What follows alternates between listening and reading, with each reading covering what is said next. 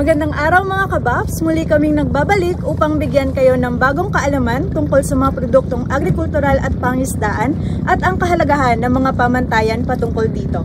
Ako po si Nika Rose Alegre, ang inyong host para sa episode na ito, Tampok ang Industriya ng Seaweed.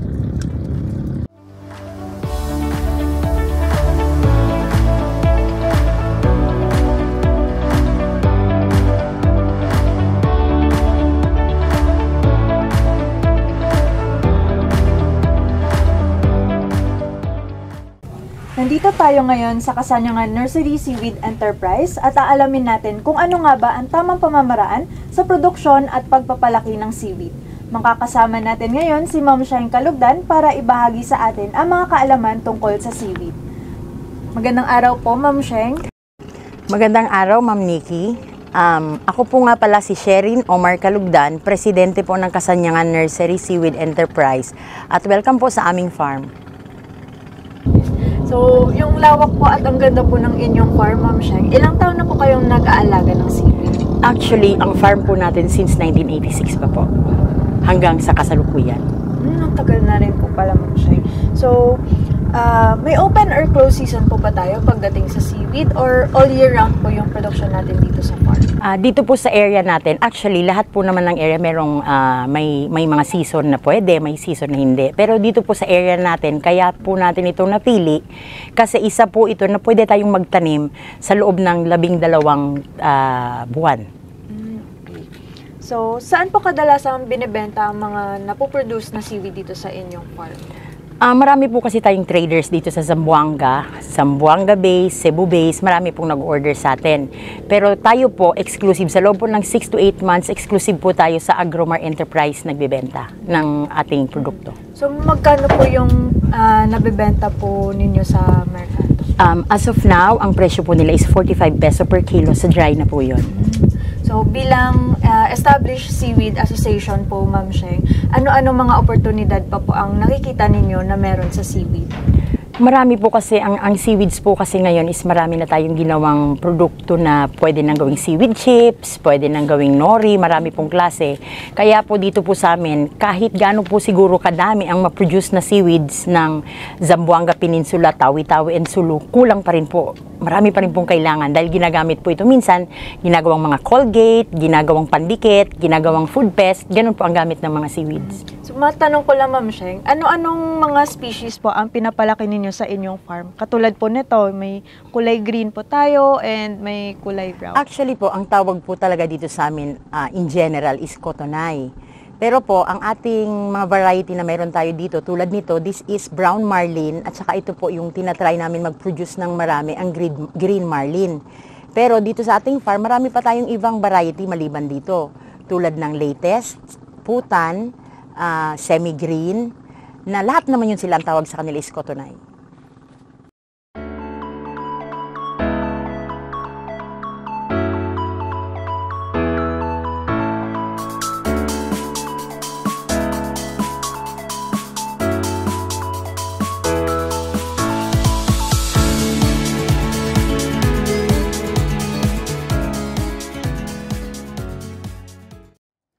Ang BFAR or Bureau of Fisheries and Aquatic Resources ay may mga mandato na ang kino-cover niya ay ang food security, conservation and management, global competitiveness, and many support services sa larangan ng fisheries. At likewise, meron tayong RA 8550 na kung saan nakalahad doon lahat ng dapat gawin na nakabatas ang mga responsibilidad ng ating kawani ng Bureau of Fisheries.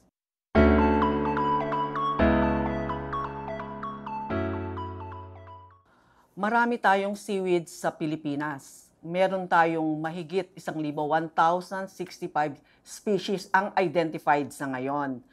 Ngunit, 5 lamang ang sikat at kilala sa ating bansa, lalong-lalo na siguro yung sinasabi nilang sea grapes or lato. Pero 5 lang talaga ang kino-commercialize, Capapicus, Spinosum, Gracilaria, itong ang sea grapes or lato, at saka may isa pa na hindi pa masyadong pero yung Hindi pa siya kinukulture, pero may technology na, kaya lang bawal siya kasing anuhin yung sargassum. Yan, sikat yan. Sikat yung mga seaweeds na yan. Yan yung green, red, and brown seaweeds na meron tayo.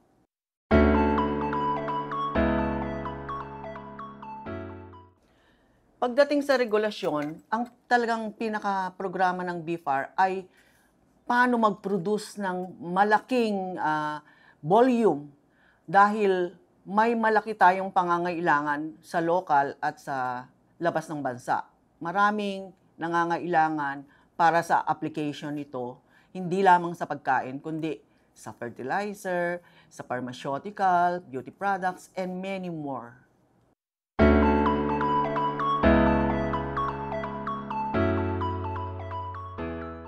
Actually, bago tayo nagka-PNS, ang BFAR ay meron ng mga technology on seaweed farming practices. At yan nga, yung tamang pamamaraan kung paano tutubo at magpapalaki at magtatanim ng seaweed sa karagatan.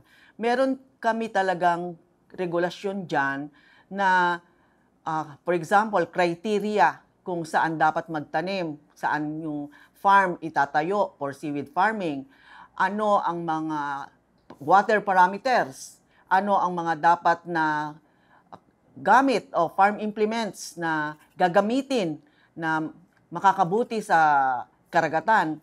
Meron na tayong existing na ganyan. Pero sa ngayon, nagkaroon ng PNS nga at ang lahat ng mga magagandang practices na ginagawa natin sa seaweed farming at or sa production ay isinama ito sa PNS tungkol sa seaweed production na siya ngayong gusto nating i-adapt or gamitin ng ating mga seaweed farmers para maging maayos ang ating kita sa pamamagitan ng magandang production dahil tama ang sinusunod, pero higit sa lahat, hindi nasisira ang ating kalikasan at sumusunod tayo sa international standard.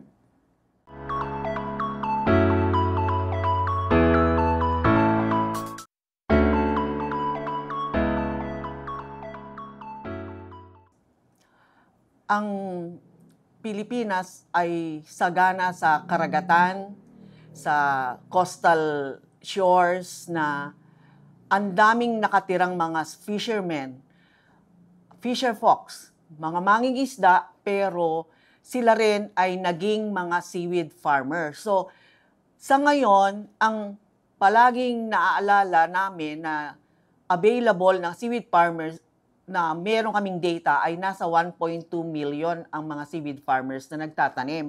Pero pa rito, yung mga involved, for example, sa trading, sa processing, o yung mga iba pang mga business related sa ating seaweed industry.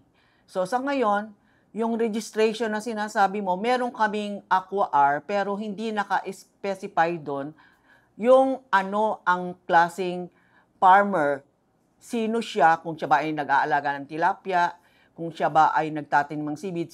Basta siya ay fisher folk. So, yun lang ang hindi maayos dun sa first registration namin. Pero ngayon, gusto namin, ang BFAR ay kasalukuyang nag-aayos na maging specific sa pagre-register ngayon ng mga fisher folk o fishermen.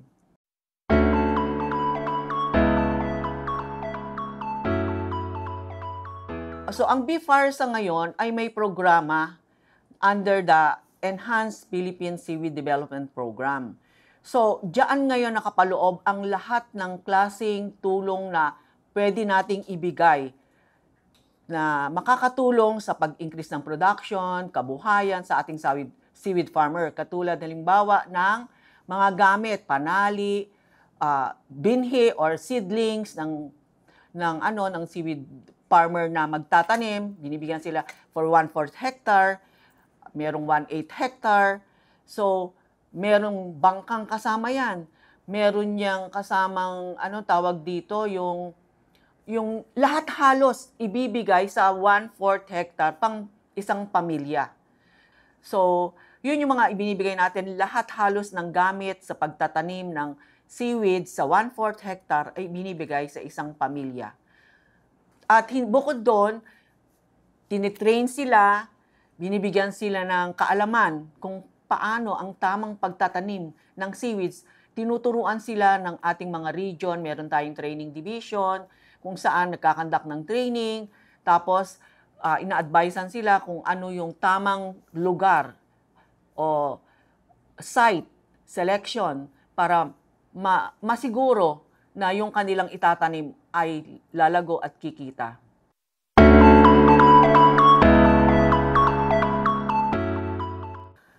Yan ang napakagandang balita. Ang seaweeds ay palaging may demand, lalo na sa international market. At ang ano nga dito ay dahil sa napakaraming application na ang seaweeds ay meron siyang na-extract na carrageenan. So ano ba ang carrageenan? Siya ay parang arena na pulbos na kapag hinalo mo, siya ay sinasabing stabilizer, ang tawag dito yung napaparami niya, extender, for example, pag gumawa ng hotdog, yung hotdog na yan, hinahaluan niya ng carrageenan at nadadagdagan yung kanyang volume or weight. So, yung kalahating kilong hotdog, dumadami yan na maraming nakakakain. Tapos sa mga, for example, sa ice cream, kailangan natin na lagyan ito ng carrageenan na galing sa seaweeds para yung mga ingredients nito ay magdikit-dikit at hindi maghiwa-hiwalay. Kumbaga sa stabilizer. So, palagi kong binibigay na example para madali nating maisip na ganun pala ang ginagawa ng seaweeds o carrageenan. Ang arena at ang tubig, pag pinaghalo mo sa isang baso, after 1 minute, makikita natin bumababa na yung arena, naghihiwalay sila.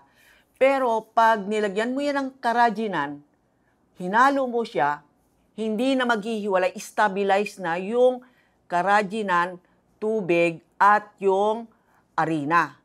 So, ganun ang ginagawa niya sa ice cream, sa gamot, at kahit sa pintura, so, sa fertilizer. So, na-stabilize niya ang mga ingredients ng isang bagay, pagkain man siya, o anuman ang paggagamitan ng isang application na yan, makeup, lotion, gatas, chocolate, almost everything that we eat, toothpaste, from the start of the day up to the end of the day, actually, may papel ang carrageenan sa ating buhay.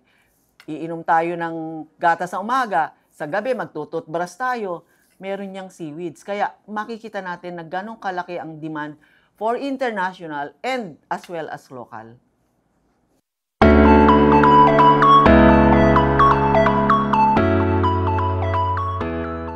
Tayo ay nag-export ng seaweeds at sa kabutihang palad, ang seaweeds ay consistently top 3 export commodity sa fisheries ng ating bansa. Palagi siyang kung di second, first, o kung minsan third, palagi siyang nagse-second sa tuna. Tuna kasi ang palaging number 1 kasi marami tayong tuna. Pero top 3 export commodity ang seaweeds. At ang number 1 natin o top export country na ating binibigyan ay US or America, China, Belgium, Denmark. Marami sila maraming bansa kung saan, Spain. Marami tayong dinadalhan. Kaya sa totoo lang, ang ating seaweeds na hindi kilala, nasa fisheries, dahil ang alam natin puro isda, ito ay isang malaking commodity sa agriculture na nabigyan ng pansin ng butihing Secretary Laurel ngayon dahil siya ay alam niya na ang seaweeds ay isang malaking potensyal para mag-increase ang ating dollar, makaipon tayo ng malaking socio-economic leveling up, makakatulong ito sa ating mga maliliit na fisher folk na magkaroon ng additional income. So, sinuportahan niya ito talaga ng todo-todo. So, kami ngayon ay talagang so excited kung paano natin gagawing effective ang lahat ng programa sa BIPAR at itinataas namin yung technical aspect nito katulad ng mga warehouse na medyo level up siya, mga solar dryer, nile-level up na namin, at meron na ngayong yung automatic harvester or mechanical, mechanize na ngayon ng EPSDP, ng BFAR, ang seaweed technology para mas makatulong at mas malaki ang ating maging produksyon. So yun, napakarami nating bansa na de-demand na bigyan natin sila ng ating seaweeds dahil nga sa kagandahan ng ating quality ng seaweeds. We have the #1 good Capapicus or Carrageenan quality in the world. Mula sa produksyon, dumako naman tayo sa pagpoproseso ng seaweed. Gano'n na po kayo katagal, Ma'am Sheng, nagpoproseso ng seaweed? Wala po tayong processing plant dito sa Zamboanga. Actually, ang sa atin is drying lang at saka nagbebenta po tayo sa ating mga supplier.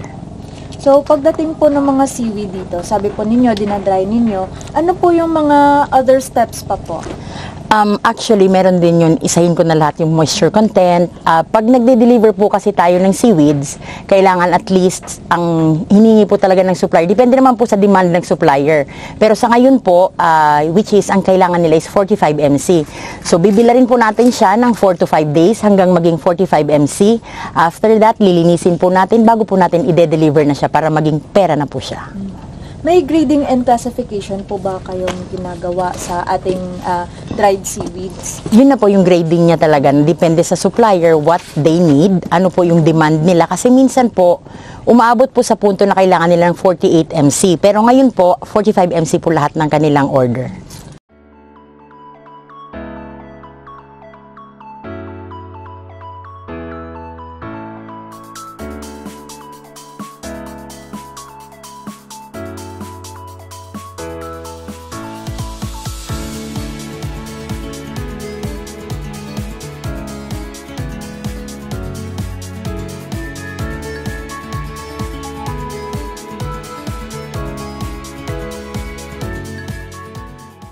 Matanong ko lang po, Ma'am Sheng, ano po ang inyong future plan sa Kasanyagan Seaweed Nursery Enterprise?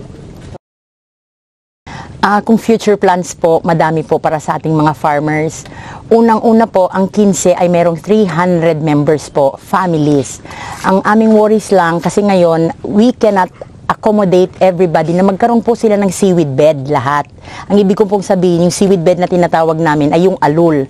Ang existing alul po natin ngayon is nasa 100 plus lang po. So marami pa po yung kulang. At the same time, ang pinaka mas maganda po kasi kami from farming hanggang sa trading, meron na po tayo. Kung mabibigyan po kami ng pagkakataon, eh magkakaroon din po sana tayo ng processing plant dito na po sa Zamboanga City. Maraming salamat po. Maraming salamat po, Ma'am Sheng, sa pagbahagi ng inyong kaalaman at karanasan tungkol sa seaweed. So, marami po kaming natutunan tungkol sa benepisyo po ng good aquaculture practices at kung ano po yung magandang epekto nito sa inyong farm at produkto. Ayan mga kabafs, may bago na naman tayo natutunan. Tunay ngang algamazing ang produkto kapag naaayon sa mga pamantayan ang pamamaraan sa pagpapalaki at pagpoproseso ng seaweed.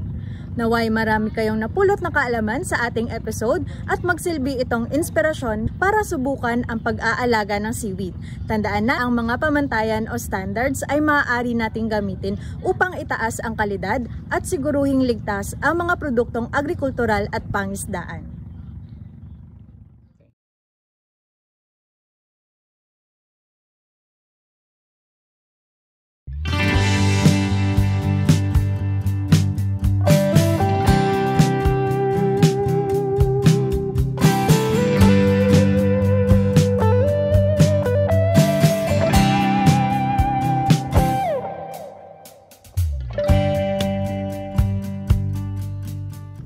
Dito nagtatapos ang ating episode mga kabafs. Magkita-kita tayong muli sa susunod na episode ng Bafs TV.